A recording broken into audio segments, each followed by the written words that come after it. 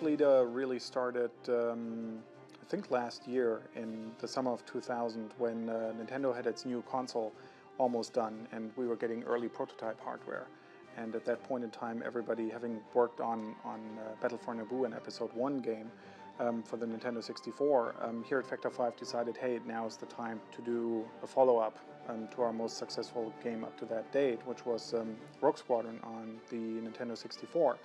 And GameCube, as the machine wasn't even called at that time, was really perfect for envisioning the Star Wars universe or recreating the Star Wars universe, especially the classic Star Wars universe, in a way which never has been possible before in interactive media.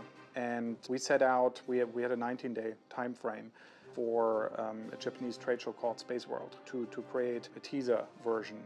LucasArts said, yeah, you can do it, you've got the hardware, so let's give it a try. And Nintendo wanted to present their new hardware there.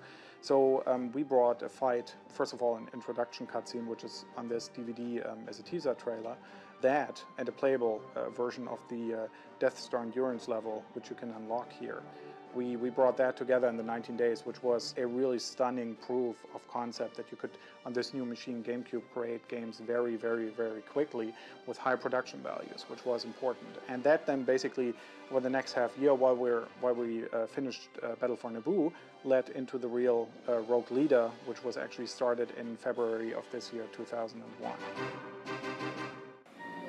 Tense moment. Doing fog. Doing fog?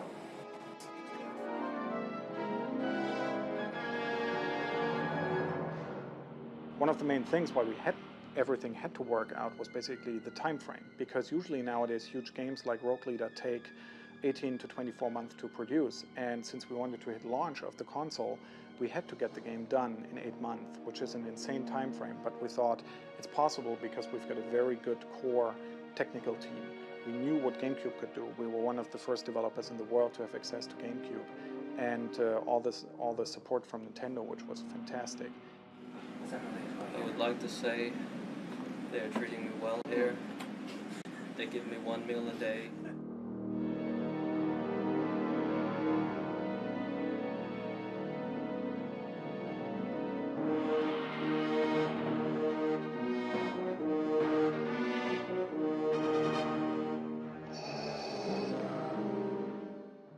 The typical game production for this, which is probably pretty much a prototype for how making a game works, started in, I guess, late December of 2000, where basically the team sat down, or a core team sat down. In this case, the mission designers, myself as the director, Brett Toasty, the producer, and then various people who wanted to join. And we sat down and tried to flesh out a design. And at that point, really, the planning with the programming team starts. The software engineers, or programmers as we call them, basically sit together and they try to determine, reading through the design, which different parts of the engine have to be done. And we needed something for the so-called tile map levels, which works like a puzzle, which is the Death Star, the second Death Star, and parts of Bespin and the Imperial Academy. And we needed a landscape engine, obviously, for the landscapes. We needed space, which is very easy. You don't even need an engine. You need just a sphere with stars on it. At that point, where the programmers were pretty convinced that they could do it, art already had started. Our lead artist, Paul Topoulos, had basically pulled everything out of the archives, which was available. Some of that material is usable, some of it isn't. So we had one modeler, for example, starting in anticipation of the project last year in summer, building really high polygon, very detailed models of all of the Star Wars player craft. And Bastian, the modeler who did that, he was working basically during the whole time just on the player craft. And so the art asset generation starts at that point. Paul coordinated with the other artists, and then we divided it up into strength. So there are certain people like Bastian who are very good about mechanical structures, so he was perfect for those models. Or Mario Wagner, our art director here, he's also very good at mechanical structures and these things. Then we've got other people like Armando Afre or Corset Karatas who are good at organic structures. So we went through the Star Wars universe and said, okay, what's organic? What do we need organic? And assigned it to these people. a story which went through the gaming press and the internet, which was often told, was that we got models from ILM, which isn't true, because ILM models usually are done with so-called NURBS, whereas in games we're still working with polygons most of the time. So the NURBS models from ILM wouldn't help us that much, because the work to transform them into polygons is quite hefty.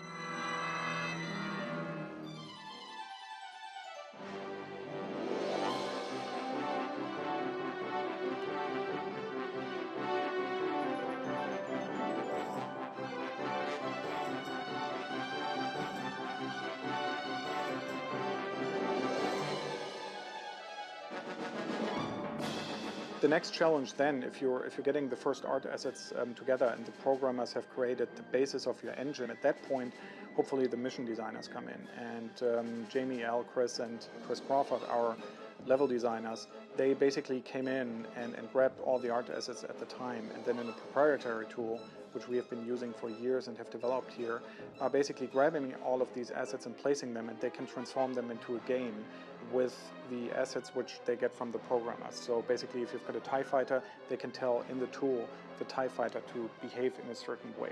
That's in a very crude form the description of how you create a game. We certainly were helped by pretty good tools which we had.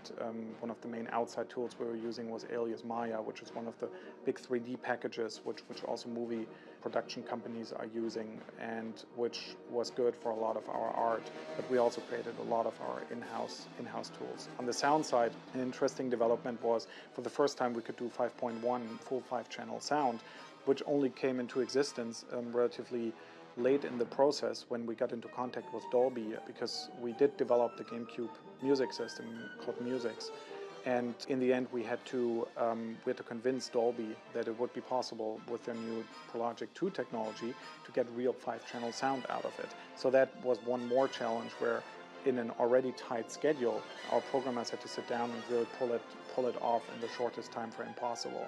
But yeah, I think in the end it all came together pretty well.